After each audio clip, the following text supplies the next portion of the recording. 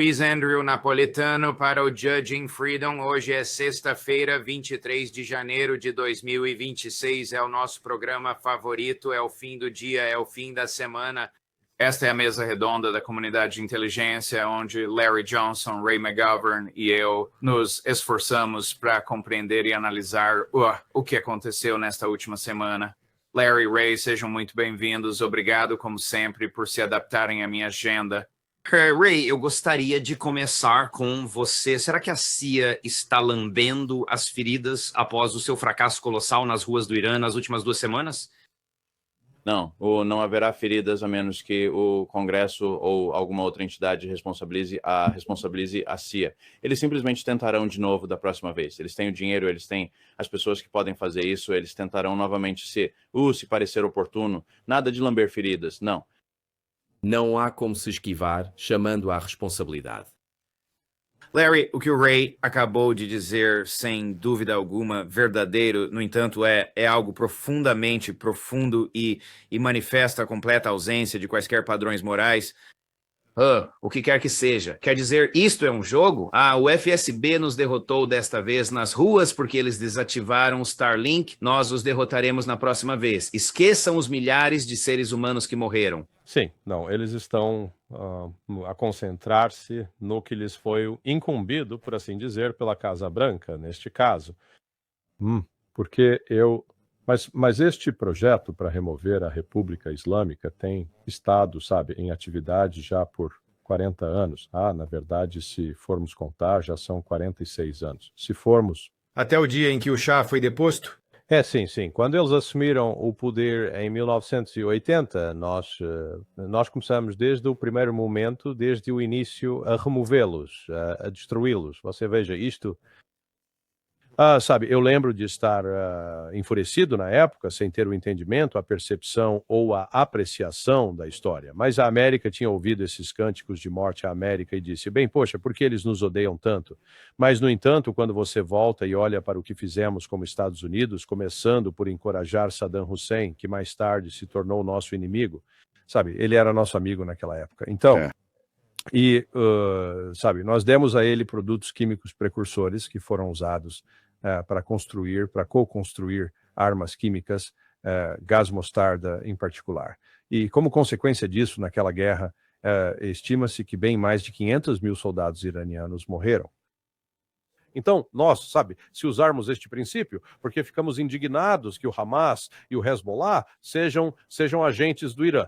Por quê? O Irã lhes dá dinheiro, certo? Se a premissa se o princípio é que se você está dando dinheiro a alguém que pratica atos assassinos, então você é um facilitador disso, você é. Absolutamente. Certo. Então, de acordo com esse padrão, os Estados Unidos são responsáveis, no mínimo, pela morte de aproximadamente 500.000 de iranianos. E agora, se você virar o jogo, se você inverter e disser, bem, o Irã matou milhares de nós, não, eles não mataram. Os números dos ataques, seja pelo Irã, que é praticamente nenhum ao longo dos 46 anos, ou por meio de procuradores, os números são menos de 3 mil. Então me diga como 3 mil equivale a 500 mil. Há uma razão para o Irã nos odiar e eles não nos odeiam. Isso é ironia. Certo. O professor Morandi diz a mesma coisa, sabe? Ele lida com acadêmicos, com as elites, com os estudantes, com os pais deles, e ele não sente nenhuma animosidade que ele consiga... ele não sente animosidade em relação em direção aos Estados Unidos. Ray, na minha perspectiva, o Larry está 100% correto no que diz respeito à lei. Será que Donald Trump é o responsável pelas mortes que ocorreram nas ruas do Irã nas últimas 2 semanas? Bem, é claro, sabe, ele é o chefe executivo e a menos que você nem pode assumir que a CIA esteja agindo por conta própria nisso. Ela está fazendo o que não só o Trump, mas também o Netanyahu querem. Pois é, o principal, claro, é que eles finalmente reconheceram que Israel seria obliterado, a palavra favorita de Trump, se eles prosseguissem com isso. Ou então eu não sei se eles vão tentar de novo ou não, mas eles aprenderam uma lição quando o próprio Netanyahu ligou para o Trump. Bem, talvez seja melhor esperar um pouco aqui até que talvez suas próprias bases sejam dizimadas se você avançar. Ray, a CIA está no terreno no Irã agora? Pois, mas sabe, eles não precisam ser. Mossad e a CIA estão tão interligados que o Mossad se encarrega dessas coisas. E a CIA, na minha perspectiva, seria, de certa forma, relutante em se envolver neste tipo de situação. Mesmo quando Dick Helms, o antigo diretor da CIA, era embaixador em Teherão, não havia nenhum agente singular reportando-se aos americanos, apenas pessoas que o Mossad estava controlando. Isso é metade do problema. Se você for levar o que o Mossad e Netanyahu dizem como verdade absoluta, bem, você está perdido, você está sendo levado para o caminho da perdição. Larry, será que o Mossad controla determinados aspectos da CIA? Bem, não. Se você conversar com o John Kiriakou, pelo menos durante o período em que o John esteve lá, eles deixaram de permitir que os israelenses entrassem na sede da CIA, porque eles estavam sempre tentando colocar escutas no local e comprometer a segurança, então eles os encontravam fora das instalações. Mas o que tem acontecido nos últimos, eu diria 5, 6 anos, começou sob Biden, mas continuou sob Trump, é que os Estados Unidos estão numa relação muito mais complacente com o Mossad. E temos estado a facilitar e a permitir um genocídio em Gaza, e sem qualquer hesitação, sem pensar duas vezes. E é só, olha, vamos chamar-lhe a influência sionista. Se você prestar atenção à composição desta delegação que se encontrou com Putin ontem, Witkoff, Kushner e Greenbaum, todos eles são, na verdade, pessoas que... Quem é o Greenbaum? Ele está agora na administração de serviços gerais, mas ele está de novo, ele tem um histórico de ser um sionista. Então, sabe, e acho que sempre fico incomodado quando temos pessoas com, e vou dizer, lealdades duplas, onde eles colocam as prioridades de outro país acima das da América. Era para ser, sabe, Trump deveria ser América primeiro. E em vez disso, grande parte deste projeto do Irã é impulsionado pela o apoio à causa sionista em Israel, e novamente isso é enfatizado. Sabe, não é uma coisa judaica em si, porque da última vez que verifiquei, Mike Huckabee, nosso embaixador em Israel, não é um judeu, mas ele é um sionista ardente. Sim, Ray, Adi, a pause, aprofunde-se, ele é na sua notável de compreensão da mentalidade russa, a pause, porque o presidente da Rússia... E isto não teve nenhuma cobertura da imprensa. Eu soube disto pelo Larry às 4 horas da manhã, quando comecei a ler os meus e-mails. Por que o presidente da Rússia passou 4 horas com 2 agentes imobiliários ontem? Por que não? Por que ele se rebaixaria a fazer isso? Por que ele não enviou os seus próprios agentes imobiliários para se encontrar com Witkoff e Kushner? Juiz, estes não são meros corretores de imóveis. Eles são emissários pessoais vindos diretamente do presidente dos Estados Unidos.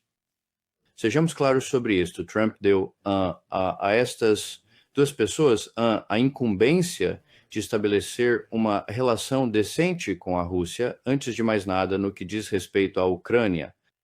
Agora, há pessoas que não estão dispostas a acreditar nisto, que não querem pensar que Putin é sincero ao desejar esta melhor relação, mas eu não sou uma dessas pessoas. Agora, digamos, vamos considerar o comunicado de Ushakov de ontem. Novamente, existem, na verdade, 2 maneiras de interpretar o que ele disse. É apenas uma frase aqui. As negociações duraram cerca de 4 horas e foram excepcionalmente substantivas, construtivas. Até agora tudo parece estar indo bem. É a tradução exata do russo. Excepcionalmente substantivas, construtivas, e eu diria francas e confidenciais. É má tradução, pessoal. Vejam bem. Quando se traduz frank, neste caso específico, o que realmente significa é aberto. Entenderam? Aberto. O que é essa palavra? Ueteruni. Isso significa confiar. Não quer dizer que seja confidencial. A prova está nos resultados. Pela primeira vez desde Anchorage, os russos concordaram em reunir-se com os ucranianos juntamente com os Estados Unidos e recusaram-se a fazê-lo até que Trump lhes garantisse que os ucranianos estão dispostos a negociar. Agora,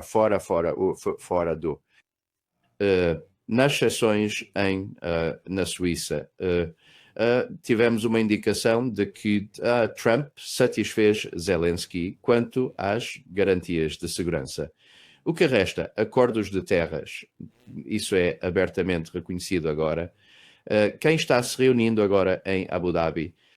Todas as pessoas que podem verificar a retirada das tropas, o tipo de coisas que tornam possíveis os acordos de terra. Então, há um grande progresso em andamento aqui e para meio que dizer assim, bem, isso nunca vai funcionar de jeito nenhum, só existem apenas 2 agentes imobiliários. Poxa, este é o maior progresso que tivemos desde o Alasca. O Alasca decidiu que não haveria um cessar-fogo imediato. Trump concordou com isso, mas que os ucranianos cooperariam e haveria algum tipo de negociações. Os europeus estragaram tudo. Agora os europeus foram postos de lado. Eles que lidem com a Groenlândia, ok? Agora existe uma questão trilateral que o Trump esperava desde agosto. Agora ele a conseguiu. Então, vamos observar o que acontece em Abu Dhabi. Hoje, enquanto estamos a falar, mas neste momento, essa sessão correu muito bem. Foi excepcionalmente substantiva, foi excepcionalmente construtiva, e nas palavras de Dmitry Ushakov, de uma forma excepcionalmente aberta. E a última palavra é confiança. Confiar é algo bem significativo para se dizer depois de tudo isso. Larry, esta operação militar especial vai terminar por causa de algo que agentes imobiliários e o presidente Putin concordam, ou quando o exército ucraniano colapsar? Sim. Não, bem, eu tenho uma perspectiva diferente da do Ray. Em primeiro lugar, o principal negociador para isso é o chefe da inteligência militar. Kviatkov. Isso não é. Então, o que você está recebendo aqui não é nada centrado numa solução diplomática para isso. E o Shakov, em suas observações, concluiu com Yakshay, olha, as operações militares vão continuar sem cessar até que haja algum tipo de solução diplomática. E vimos ontem o Trump aparecer e dizer, sim, consegui um acordo com a Ucrânia de que eles, sim, vão ceder o território. E 30 minutos mais tarde, Zelensky está dizendo, de jeito nenhum, não vamos fazer isso. Na verdade, o Zelensky teve um surto completo em Davos. Ontem, ele insultou a todos. Insultou o Trump. Insultou os europeus. Ele está em colapso. Então, a operação militar vai continuar. E o que é interessante é este diálogo tripartite que está a acontecer. E eu, novamente, embora não tenham tido, de fato, negociações formais entre ucranianos e russos, o fato é que eles têm se encontrado quase todo mês, pelo menos no lado da inteligência, para resolver a transferência de corpos que tem ocorrido mensalmente. Então, tem havido esses contatos, mas quando você tem o Budanov, que, sabe, o ex-chefe de inteligência, que é, sabe, o garoto da CIA, ele foi agora elevado para ser o vice do Zelensky. E então, o chefe da inteligência militar da Rússia, isso não está a encaminhar-se para um verdadeiro acordo de paz. Isto vai lidar com questões de inteligência e, francamente, com os problemas de terrorismo.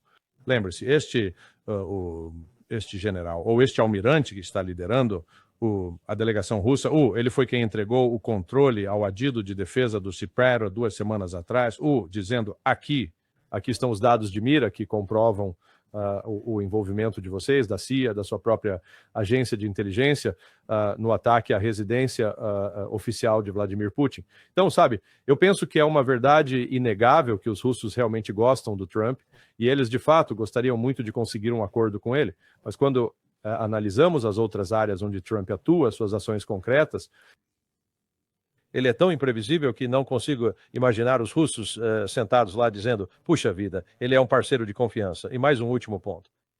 Qualquer que seja o acordo politicamente vinculativo que a Rússia possa fazer com Trump, não será legalmente vinculativo.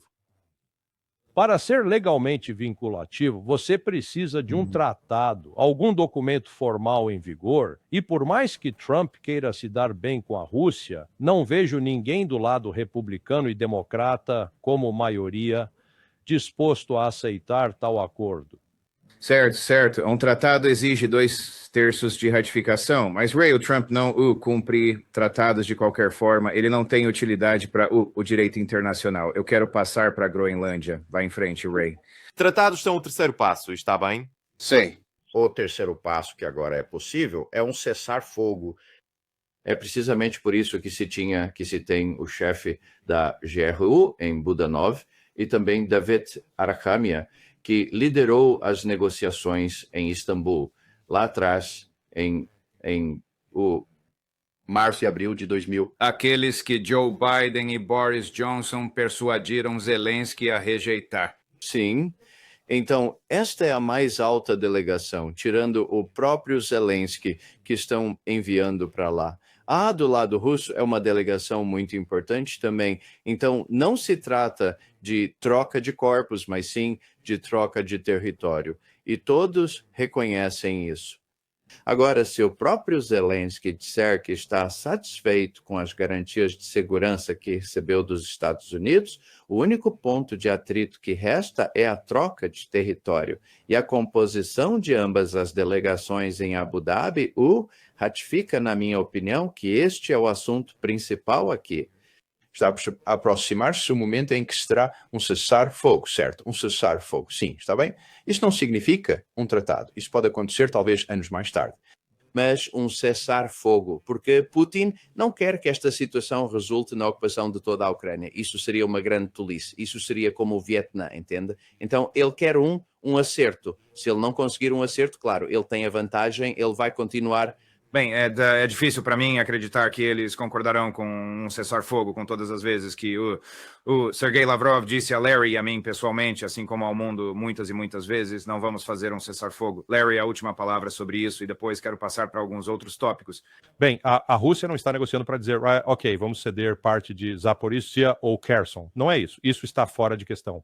As exigências firmes da Rússia, e Putin deixou bem claro, desde junho de 2024, são que o Ocidente deve reconhecer aqueles 4 oblasts, além da Crimeia. A única questão territorial realmente importante é se a Rússia vai conseguir manter Dnipropetrovsk, Kharkiv, Sumy, Poltava. Essas serão as negociações. Mas, novamente, Zelensky deixou muito claro ontem, ele não vai ceder absolutamente nada. O Zelensky não importa, pessoal. O que importa é o Putin. E foi exatamente isso que ele disse ontem. Eu cito... O que você está... Ray, não. Qual é? Importa, sim, o que Zelensky diz, porque quando Trump aparece e diz, eu fiz o Zelensky concordar com isso. E ele vai e diz isso aos russos. E Zelensky aparece e diz, que se dane, não vou fazer isso. Não, quer dizer, como pode... Zelensky, ele o colocou numa posição difícil. Vejam o que o comunicado das negociações de ontem disse. O Ushakov, importante... Os participantes, incluindo o presidente da Rússia e os representantes americanos, reafirmaram a verdade de que alcançar uma solução duradoura seria, de fato, improvável sem uma abordagem direta à questão territorial fundamentada na fórmula que foi acordada em Anchorage. Então, eles estão a ir direto ao cerne da questão agora, estão a focar-se no território. Zelensky e os europeus não têm qualquer poder de decisão aqui. Isso ficou completamente claro. Que fórmula foi acordada em Anchorage? Bem, isso não é um problema. Ninguém sequer comenta a respeito disso. A fórmula era a seguinte, olha... Não haverá um cessar-fogo imediato até que os ucranianos estejam envolvidos juntamente com os europeus. E só então poderemos negociar de uma forma tripartite entre nós três, os ucranianos, os EUA e os russos. Agora, os europeus conseguiram impedir que isso acontecesse até este momento. Agora, eles não têm qualquer poder de decisão, dado o que aconteceu agora na Groenlândia e tudo mais. Então, agora estão a decorrer negociações reais. Observem o nível das pessoas que conseguem lidar com trocas territoriais, retiradas territoriais, zonas de cessar-fogo e esse tipo de coisas. Então, sabem, estes não são agentes imobiliários. Está bem? Eles são embaixadores pessoais, ou que vêm diretamente do presidente dos Estados Unidos. A Rússia não está a retirar-se de território. Quer dizer, está a dizer que eles vão ceder parte de Kherson e Zaporizhia num acordo? Você acredita mesmo nisso? Pois é, digo que estão a negociar, certo? Sim, bem, isso, mas não é sobre isso que eles estão negociando. Eles já deixaram muito claro, não há negociação sobre esse ponto. O que eles estão negociando é que a Europa e o Zelensky e os ucranianos reconheçam aquele território como russo. Sim, essa é a posição máxima deles, é claro. Mas eles estão negociando. Eles estão falando sobre o território agora. Isso é bem claro pelo que foi divulgado sobre o que aconteceu ontem. Então não vamos... Bem, não é... Ray, não está assim tão claro. Quer dizer, você está adotando a interpretação de que eles estão dispostos a conversar sobre ajustar Zaporizhia e Kherson, por exemplo, abandonando algum território. Os russos deixaram bem claro a negociação deles em relação ao território é que o território é russo. Faz parte da Constituição. Foi votado. O povo tomou a sua decisão. Agora é uma questão de fazer o Ocidente, a Ucrânia e a NATO aceitarem isso. Então, eu quero ir... Espera. Eu quero ir para o Irã porque temos tempo limitado. Mesmo que vocês sejam amigos de longa data, quando discordam, é ótima televisão e é muito apreciado. Estou com a mentalidade da Fox News agora sobre o que chama a atenção. Chris e eu estamos trocando mensagens sobre o quão cativante é quando vocês dois se pegam assim. Eu tenho que dizer... Bem, eu gosto muito do Ray, não quero que ninguém interprete que não tenho respeito, sabe? Isto é, sabe, o que o mundo aí realmente precisa, né? Podemos pelo menos interagir e conversar com respeito um com o outro. Certo. Como disse John F. Kennedy, discorde de forma amigável. Larry, quão perto estão os Estados Unidos e Israel de atacar o Irã? Retoricamente, muito, muito perto. Em termos de sabe? Trump continua a enviar ativos militares para lá, mas ele só tem um porta-aviões. E eu li algumas análises que sugerem, e eu concordo com elas, que seriam necessários pelo menos 2 porta-aviões americanos adicionais na área para poderem realizar qualquer tipo de ataque. O problema é que agora temos, e o Ray e eu temos falado sobre isto esta semana, temos provas claras de que a CIA está a mentir ao Donald Trump, pelo menos no que diz respeito ao que se passa na Ucrânia e na Rússia. E vimos isso no artigo lamentável de Cy Hirsch, que ele publicou em sua plataforma Substack. Então, se eles estão mentindo sobre isso, não posso descartar a possibilidade de que estejam mentindo sobre o que poderia ser realmente realizado militarmente em um ataque no Irã. Então, sabe, eles estão falando de talvez 300 mísseis Tomahawk, o que parece ser uma quantidade muito grande. Mas o Irã é um país 4 vezes maior que o Iraque. E se olharmos para trás, para a enorme campanha de bombardeios que realizamos no Iraque, lá em 2003, aquilo não forçou o Saddam Hussein a, fazer com que seu governo colapsasse imediatamente de forma alguma. E o Irã é bem maior, um alvo bem mais difícil. Mas eu acho, francamente, que vamos conseguir. É só uma questão de tempo. Muito bem. Antes que você responda, Ray, eu gostaria de exibir um trecho do Peter Orszag. Ele é o presidente do Banco Lazard, ele também foi o ex-diretor do Escritório de Gestão e Orçamento sob a administração Obama e possui laços extraordinários com o governo e é um importante doador sionista. Estou me perguntando se ele revelou informações confidenciais 2 dias atrás, em uma conversa com Andrew Ross Sorkin, do New York Times. Chris, corte o número 19. Eu acho que é muito provável que nos próximos dias algo aconteça no Irã. E será algo grande, sim. Por que isso? Eu já... Bem, de uma variedade de diferentes... informação indireta e também sobre o que você disse. Eu acho é perfeitamente possível que os Estados Unidos estivessem esperando os porta-aviões chegarem. Peço desculpa. Para que os transportadores cheguem. Isto é... A história da Groenlândia é uma finta para o... Bem, eu não sei se é uma finta, mas acaba por ter o efeito de... tem esse efeito mesmo que não seja a intenção. Mas e o que isso significa? Como isso se dá, se for realmente o caso? Então, a grande questão é se você pode realmente fazer uma mudança de regime através de efetivamente uma campanha de bombardeio. E eu não acho que tenhamos qualquer histórico em que isso seja eficaz, mas veremos, depende do objetivo do que acontece. Se for para eliminar os mísseis balísticos, isso pode ser bem sucedido. Se for mudança de regime, você sabe, isso tem uma história mais complicada. Será que é a CIA vazando ou é um cara que não sabe do que diabos está falando? Bem, eu não acho que devemos ouvir este cara. Eu acho que devemos ouvir Benjamin Netanyahu. Ele exerceu forte pressão sobre o presidente, dizendo: olha, sabe, acabei de perceber, meus militares estão-me dizendo, lembre-se do que nos fizeram da última vez, quando eles dispararam mísseis contra o nosso território e não conseguimos nos defender, eles vão fazer isso de novo. Eles poderiam causar problemas sérios aqui em Israel, então, por favor, não o faça ainda. Além disso, as suas próprias tropas são muito vulneráveis, então não vejo isso acontecer tão cedo.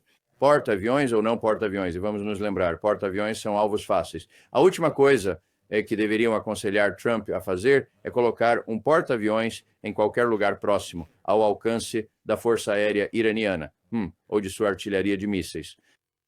Eu acho que você concorda, Larry. Sim.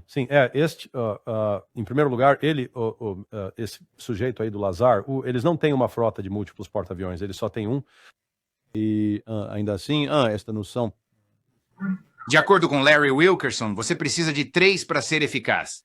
Sim, não, eu concordo com o Larry sobre isso, também. Mas, novamente, a retórica que está vindo da Casa Branca e de toda essa turma de neoconservadores, eles ingenuamente acreditam que tudo o que temos de fazer é com algumas bombas bem colocadas e mísseis de cruzeiro Tomahawk, nós podemos provocar uma mudança de regime. E isso simplesmente não é verdade. Nós subestimamos constantemente o poder e a capacidade desses países. E, novamente, eu simplesmente digo, olhemos para a história. Voltamos a 2003, quando os Estados Unidos tinham completa superioridade aérea. Nós controlávamos tudo sobre o Iraque, né? Podíamos voar onde quiséssemos sem medo de sermos abatidos. Bem, esse não é o caso. E então, quando você é obrigado a usar mísseis de cruzeiro, de longo alcance e outras coisas que são disparadas de aeronaves, a capacidade de causar muitos danos é, na verdade, limitada.